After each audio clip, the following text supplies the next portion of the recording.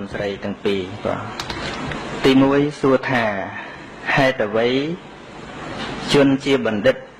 ចូលចិត្តធ្វើការងារជាប្រយោជន៍ដល់អ្នកដទៃតើមានកត្តាអ្វីខ្លះដែលជំរុញឲ្យជនជាបណ្ឌិតធ្វើការងាររបៀបនេះ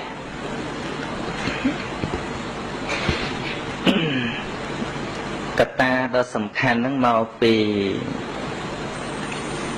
បុគ្គលនឹងមានការយល់យ៉ាងច្បាស់ថាតើអ្វីជាប្រយោជន៍និងអ្វីមិនមែនជាប្រយោជន៍ប៉ុណ្្នឹងឯងមិនច្រើនទេសារេសារមតិណោគឺមានសេចក្តីសម្គាល់ឃើញយ៉ាងច្បាស់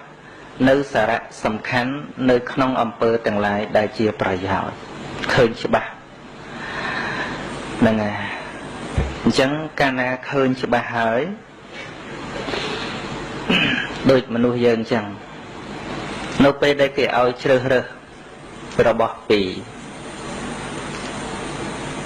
ប្រសិនបើយើងស្គាល់របស់មិនច្បាស់យើងអាចនឹងច្រឡំមិនដឹងថារបស់ណាពិតរបស់ណាคล้ายคล้าย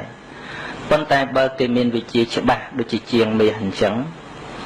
គេយកកលៃហើយនឹងមាសយកទៅដាក់ឲ្យយើងជ្រើសរើសយើងសួរថាហេតុអីបានជាបុគ្គលនឹងជ្រើសរើសចំមាសល្អមិនដែលខុសចម្លើយមានតែមួយគត់គឺមកពីស្គាល់មាសច្បាស់ហើយនឹងដឹងតម្លៃរបស់មាស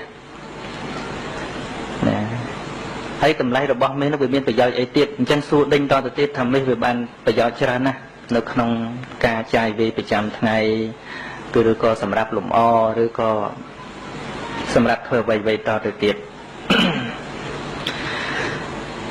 បកស្រាយឲ្យច្រើនក៏ចេះតែច្រើនក៏ប៉ុន្តែសរុបសេចក្តីមកបុគ្គលជាបណ្ឌិតដែលចូលចិត្តធ្វើប្រយោជន៍ដល់អ្នកដទៃនេះវាទល់តែបណ្ឌិតទាំងក្នុងទាំងក្រៅបើយើងនិយាយអំពីអ្នកដែលធ្វើអាក្រក់នៅក្នុងនោះក៏អ្នកបានសញ្ញាបត្របណ្ឌិតមិនតិចដែរឧទាហរណ៍ដូចជាក្រុមអ្នកធ្វើអំពើភេរវកម្មក្រុមអែលកៃដាឬក៏អ្នកបង្កើតសង្គ្រាមញុះញង់ឲ្យកើតសង្គ្រាមនៅក្នុងពិភពលោកបើសិក្សាអំពីចំណេះដឹងរបស់គេមិនតិចទេអ្នកខ្លះរហូតដល់អាចបង្កើតជាអាវុធបាន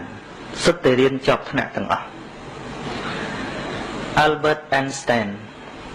ដែលត្រូវបានគេស្គាល់ថាជាបិតាវិទ្យាសាស្ត្រនៅក្នុងសតវត្សទី20បន្ទាប់ពីគាត់រកឃើញនៅរូបមន្តនៃបរមាណូតាមពិតអ្វីដែលគាត់រកគឺដើម្បីបម្រើផលប្រយោជន៍មនុស្សលោកដូចជាធ្វើគ្រឿងអេឡិចត្រូនិកធ្វើជា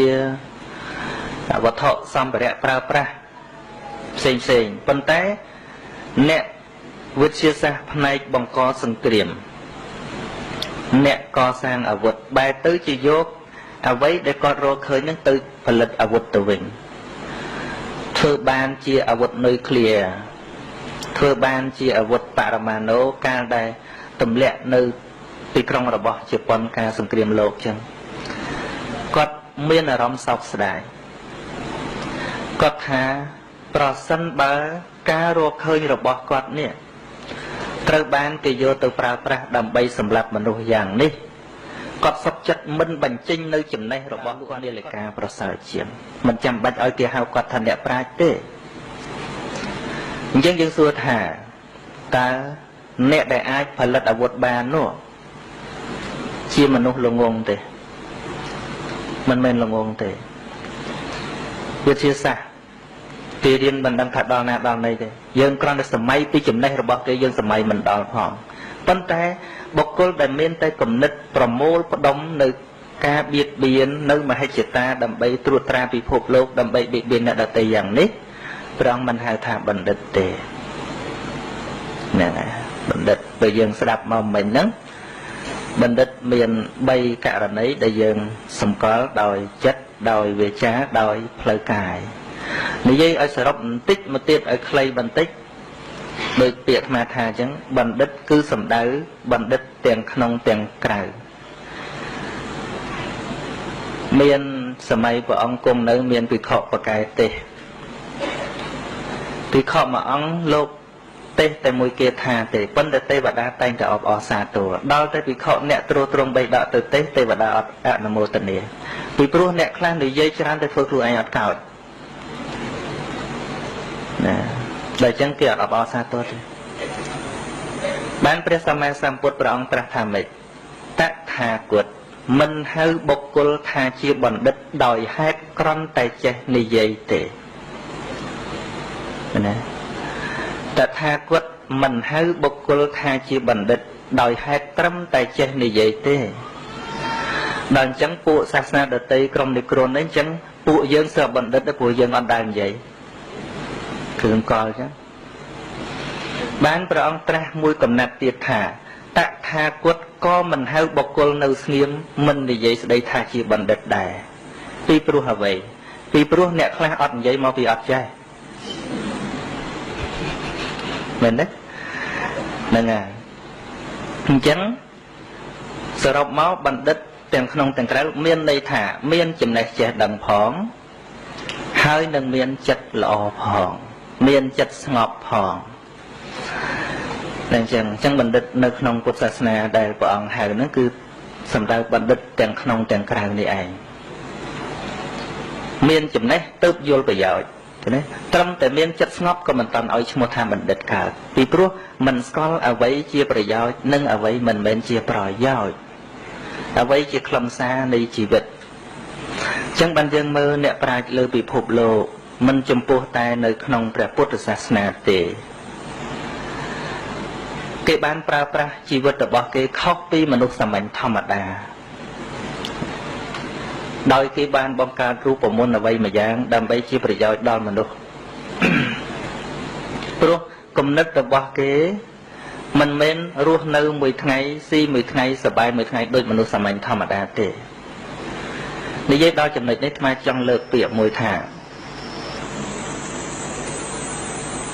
បណ្ឌិត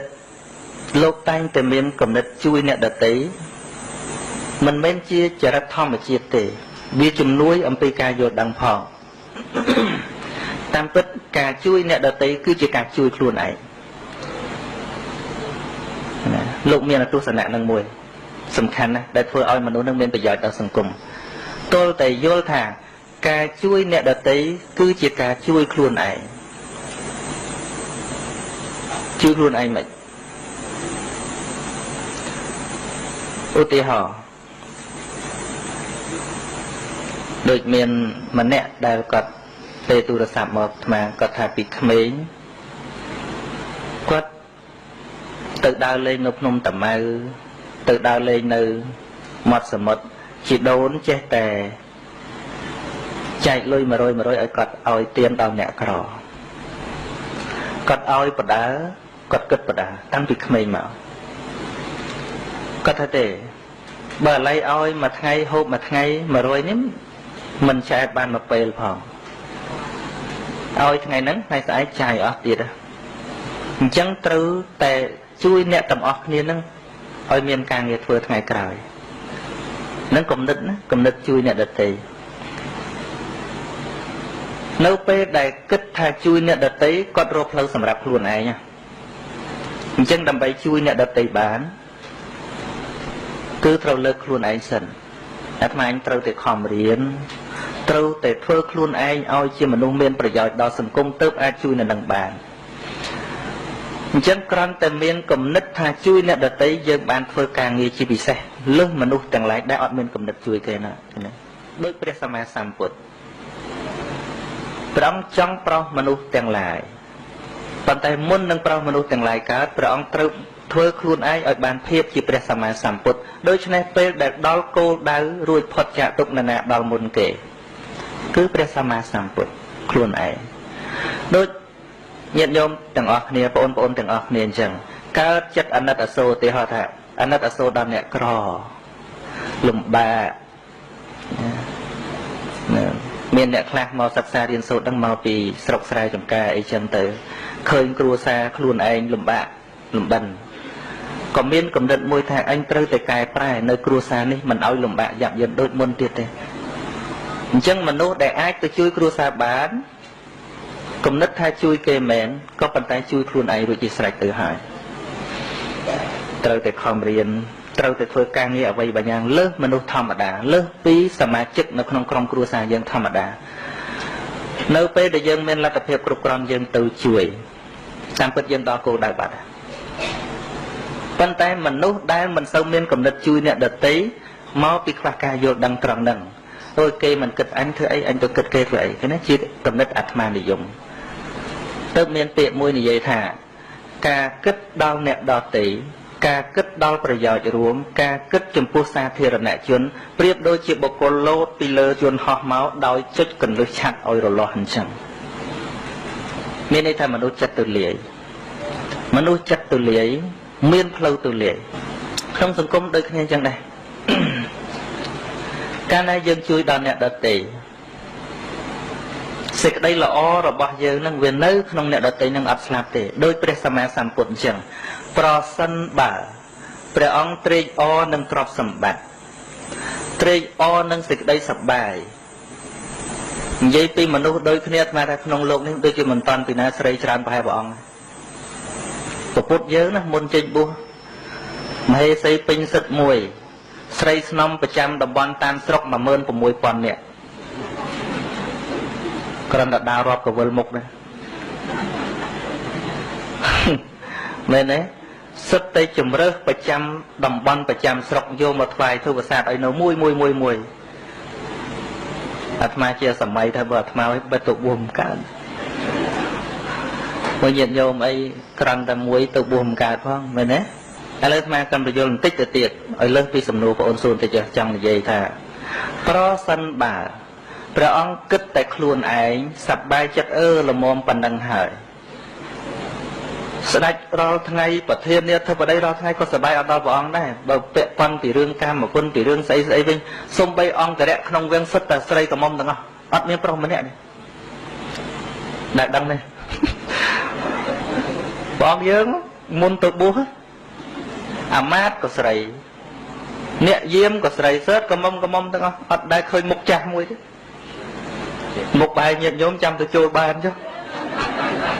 អត់ឲ្យចូលអត់ឲ្យឃើញមនុស្សចាស់ពីព្រោះគ្រូបានគេថាម៉េចព្រះអង្គនឹងចេញទៅបួសដោយសារឃើញចាស់ឈឺស្លាប់ហើយនឹងអ្នកបួសអញ្ចឹងបិតារៀបចំមិនឲ្យមានអ្នកចាស់អ្នកឈឺនៅក្នុងហ្នឹងទេ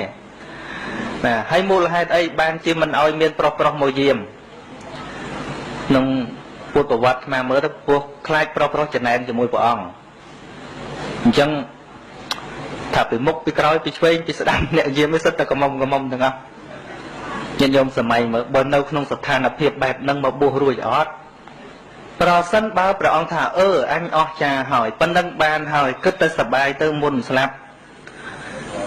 យើងមិនបានស្គាល់ឈ្មោះព្រះអង្គផងព្រះអង្គត្រូវអស់ជីវិតទៅគេស្គាល់តែប្រមាណចំណន់យ៉ាងច្រើនជាប្រវត្តិសាស្ត្រសម្រាប់ស្ដេចស្រុកគេចារប្រវត្តិសាស្ត្រទុកតែប៉ុណ្ណោះប៉ុន្តែដល់តែព្រះអង្គមានគំនិតលើសពីមនុស្សធម្មតាថាយើងនឹងទៅរកប្រយោជន៍សម្រាប់សត្វលោកទាំងឡាយឃើញទេព្រះអង្គត្រូវលះបង់សេចក្តីសុខខ្លួនឯងហើយចែកចាយនៅសេចក្តីសុខនឹងដល់មនុស្សសត្វទាំងឡាយមិនត្រឹមតែជនជាតិនៅតំបន់នោះមនុស្សលើពិភពលោកក៏តែងតែស្គាល់ព្រះសមណគោដមដោយសារអីដោយសារមានគំនិតចង់ជួយសត្វលោកនឹងឯង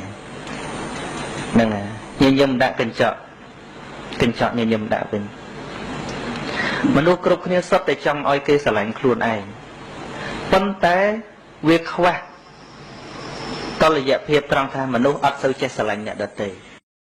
ព្រះពុទ្ធគឺជាមេដាបៃតាគួរតែគោរពបូជារក្សាឲ្យបាន